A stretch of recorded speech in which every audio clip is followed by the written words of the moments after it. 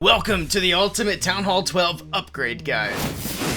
So for those of you at Town Hall 12, I'm going to go over what you should prioritize for your upgrades. We'll go through the buildings, the hero equipment, and the troops in the laboratory. Also, at the end of the video, I will have some war bases to share with you guys with the links. And if you guys want to copy this base that you see on the screen as well to kind of follow along with, that link will be down there too. Let's get into it. We'll start with the buildings here. And as I always say, the most important thing is going to be offense. So we're going to look at things that are going to help boost your offense first.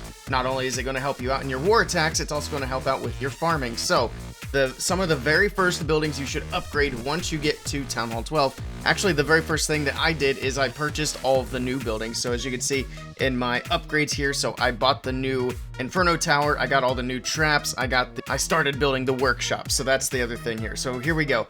After you buy the new stuff, you want to upgrade your clan castle. Getting that extra housing space is going to be very helpful. Upgrade your barracks. The Yeti is a very good troop to use, especially if you're a ground smash attacker. Upgrade the laboratory, of course, so that you can get your troop levels upgrading as soon as possible. So that's all of my builders, but then after that, you also want to quickly move to the Dark Barracks. The Headhunter is an incredibly important troop. Actually, I might even argue that I probably should have done the Headhunter before the Yeti, but either way, you want to get both of your barracks done as early as possible. And then you do want to upgrade your Hero Hall so that you can continue to upgrade your hero levels as you go as well.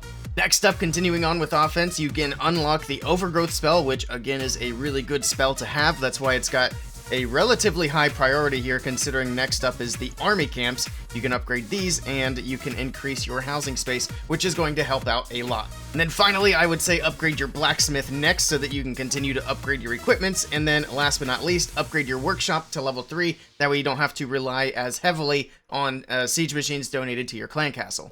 And also included in your offense that I would say you want to start working on as early as possible are going to be your heroes. Now they're kind of off to the side because they do take Dark Elixir, other than the Warden, of course. The Warden's kind of over here with your Elixir stuff. You want to get him going up as soon as possible as well, because your heroes are the biggest piece of your army. So you want to get those going. As far as like particular hero priority, you can do the Grand Warden whenever, because he takes a different resource than the other 3 heroes.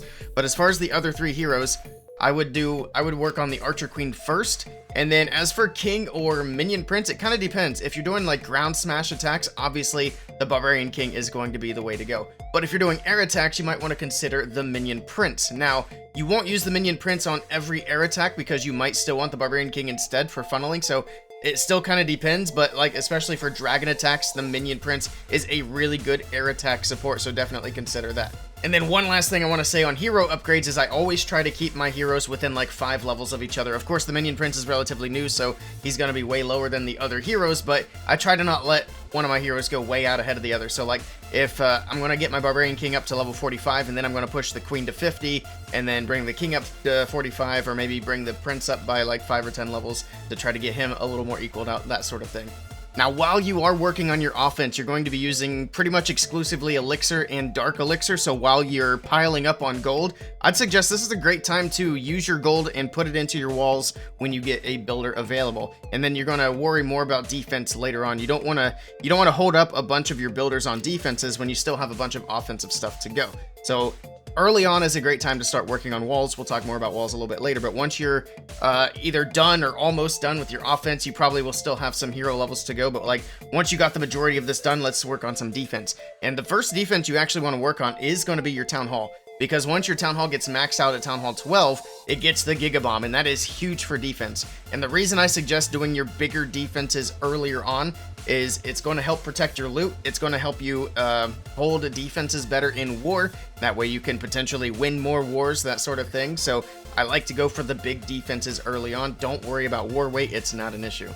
Along with the Town Hall, the first defenses, like I said, would be your heavy ones. I'd go for the Inferno Towers, go for the Eagle Artillery, and then after all that, go for your Expos, and then your air defenses, because even though ground attacks are starting to make a big comeback at Town Hall 12, you still want to be able to hold off against the Electro Dragons, regular dragons. They're going to be a big part of the meta still as well, so get the air defenses done. And then I like the Teslas here because they target both air and ground. And then I actually like to get the Wizard Towers done at this point, because like I said, ground attacks really start coming back into the meta. You're going to see some more Yeti smashes, you're going to see more witches, so we're going to get the Wizard Towers, get the Bomb Towers, get plenty of splash damage down against those ground attacks. After that, get your Archer Tower, another good air and ground targeting defense. And then after the Archer Towers, it's actually going to be helpful to get your Sweepers done and to get your Tornado Trap. It only increases it by a second, but that 1 second can make a big difference sometimes. So get that done as well. And then finally, we're going to go for Cannons. And then after the Cannons, start working on these traps. So you've got the new traps that you unlocked at Town Hall 12. And then the only trap that actually gets a new level is going to be the red air bombs. So you got the red air bombs that all get new levels, and then you got the new stuff that you just unlocked. You can level that up at this point. And then the very last thing you should do is going to be your mortars.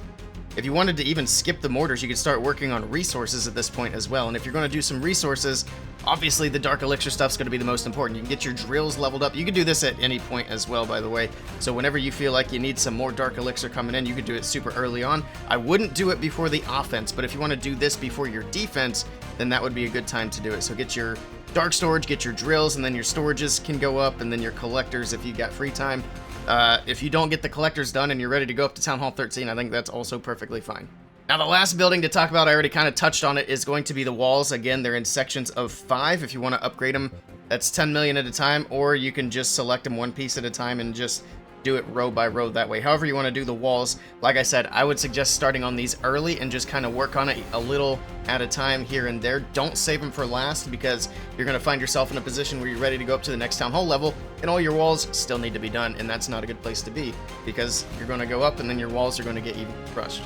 So I want to talk about the hero equipment priority. I already made a big mistake when I jumped up to Town Hall 12. You might already be able to see it, but I'll talk about it here in a little bit. But let's talk about the Barbarian King first. Obviously, if you have any epics for the heroes, then those will probably be your priority. The epics are, for the most part, really good. So if you have epics for any hero, go ahead and prioritize that. If it's something you're using, if it's just not something you're using, then you can focus on some of this other stuff. For the Barbarian King, I wouldn't worry too much about the Barbarian Puppet. It's not as good. The Rage Vial, you're going to use that pretty much all the time, so that could be your main priority for the Barbarian King. Other than that, though, you could choose between either the Earthquake Boots, which are really good, or the Vamp Stash, which is going to help your king stay alive for quite a bit longer. So the Rage Vial is a must. Other than that, it's kind of personal preference. Now for the Archer Queen, you will unlock the Healer Puppet when you upgrade the Blacksmith, and that's actually a really good equipment. And if you wanted to upgrade the Blacksmith earlier, I didn't have it prioritized as high, but I do have it prioritized with the offense, so it should still be done like early on regardless. But in any case, the Healer Puppet is a really good equipment, and then the rest of it, if you're doing dragon attacks, for example, then the Giant Arrow is going to be really good. You could pair the Healer Puppet with the Giant Arrow, and then that way you're popping that Queen's ability early anyway to get the healers out, and you got that Giant Arrow going through the base to grab either air defenses, if you're able to, or sweepers. If you're not doing Giant Arrow, you could go with the Invis Vial, but I would be a little bit careful with that because you're going to be popping the Queen's ability late if you're running the Invis Vial, so I would actually say that in this case, the Archer Puppet is the better pair with the Healer Puppet. So Archer Puppet, Healer Puppet, or Healer Puppet, Giant Arrow. The Invis Vial, you could run that with the Archer Puppet. That's also going to be a viable option. But I wouldn't run the Healer Puppet with the Invis Vial because, like I said, you're going to be popping that Queen's ability late. She's going to go invisible, the healers are going to get targeted, and you're not going to get a whole lot out of it. Alright, now if you're doing dragon attacks or some other air attack and you're deciding to use the Minion Prince, his power comes from the orb here. So you want to focus on upgrading this, and I made a big mistake earlier because I wasn't paying attention, and I just started upgrading without really looking, and we got the Henchman Puppet up to level 8. I meant to upgrade the orb. I did not mean to put any upgrades into the Henchman, so don't be like me. Upgrade the Dark Orb because that's where the Prince is really going to shine. Hopefully he gets some more equipment soon. I would imagine that he will, but for now, this is what we have, and the Dark Orb is definitely the best one to go. I don't know what the future equipments might be for the Minion Prince, but once they come out, if you want to ask down in the comments below what's good for him, I'm more than happy to hop back on and answer those. Finally, for the Grand Warden, the Eternal Tome is going to be his absolute best equipment, so max that out first. After that, again, is kind of personal preference. You get the Life Gem for some boosted HP, or you can get the Rage Gem for the extra damage output from your troops. So if you're doing some like big bulky troops like dragons or maybe Yetis or P.E.K.K.A.s, Electro Dragons, anything that's big and bulky that won't benefit as much from the Life Gem, you could give the Rage Gem and, you know, kind of boost up their damage a little bit. Or if you're running something like Hybrid or Balloons, Hog Riders, Miners, those smaller troops, they benefit a lot more from the Life Gem, so you could run that instead of the Rage. Next, let's talk about what troops and spells you should upgrade first in the laboratory. And there's a lot for Town Hall 12, and there's a lot of things to go through, so I'm not going to go through every single troop and spell upgrade and tell you which ones are most important, because for one, there's a lot of them, like I said, and for two, it really depends on what attack strategies you want to use. So I'm going to go over some things that I think are important, and maybe a few things that I think you should prioritize, but ultimately, what you need to do is figure out what attack strategies you want to use, figure out what troops are involved, what spells are involved, and focus on upgrading those. But like I said, I am going to point out some things that are important.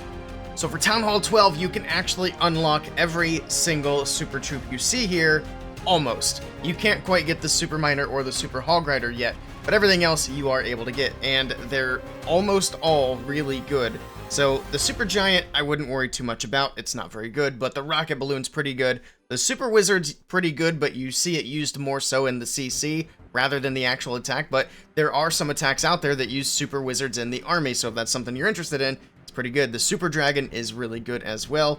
Inferno Dragon, Super Minion are both pretty good. Super Valkyrie, I wouldn't worry about that. The Super Witch is really good. The Ice Hound it can be good. It's not like a super high priority thing. Super Bowler's very good, as well as a Smash Attack troop. So if any of those troops seem appealing to you, that's what I would go for. The Super Dragon would be one that I would go for early on if you want a quick army that doesn't require a lot of other troop upgrades, because basically all you gotta do is upgrade the Super Dragon, maybe upgrade the balloons as well, and you got the army ready to go. And that's exactly how you should decide what troops you want to upgrade first, is basically go through YouTube, try to find what attack strategies you want to learn, and then upgrade those troops. And then later on, if you decide you don't want to use that strategy anymore, you can hopefully have some other troops upgraded by then, so just keep upgrading troops, because the list of troops and spells that get new levels at Town Hall 12 is massive, and there's a lot to do here, so definitely keep that laboratory moving. If you also need a bit of time to kind of figure out what you want to do, you could always upgrade the Goblin to upgrade your Sneaky Goblin level for farming, if that's something that you do use a lot. You could upgrade some spells that are going to be basically universal, so let's talk about spell upgrades too while we're at it. So some of the spells you should do early on, the Rage spell is a big one. The Rage spell you're going to use in almost every single attack, so if you want to do that first to give yourself a little bit of time, that's a good way to go. You can also upgrade the Freeze spell, it's also kind of universal. After that, the spells become kind of like the troops, where it really depends on what attack strategy you want to use the spells. And I'm going to be honest, all the spell options are really good at Town Hall 12. You've got the Lightning, the Rage, the Freeze, the Invis, the Poison spell, which you could probably take in the CC anyway, but maybe not. Then you got the Skelly spell, the Bat spells, and the Overgrowth spell. These are all really good spells for different army compositions. And of course, as always, like I said, you can't go wrong doing the Super Dragon. It doesn't require a lot of support, so you can have that army done really quickly. Another one that would be kind of the same way would be either the Electro Dragons or the Witch. So if you want to do some Witch spam, then you could do it that way as well. I will be working on my own Town Hall 12 attack strategy guides, and once that video is ready, I will link it down in the comments below. So if that video is done and ready, you can check that out and maybe get some ideas for which troops you want to go for. That's it for this portion of the guide. Let's get into the war bases. And like I mentioned before, the base links will be down in the description below if you guys want to copy these bases for yourself. This is base number 1. This is base number 2. And finally, base number 3. And that's going to do it for the Town Hall 12 upgrade guide. If you guys have any questions at all, feel free to ask me down in the comments below. If you want to see more Clash of Clans content, I recommend checking out this video right here.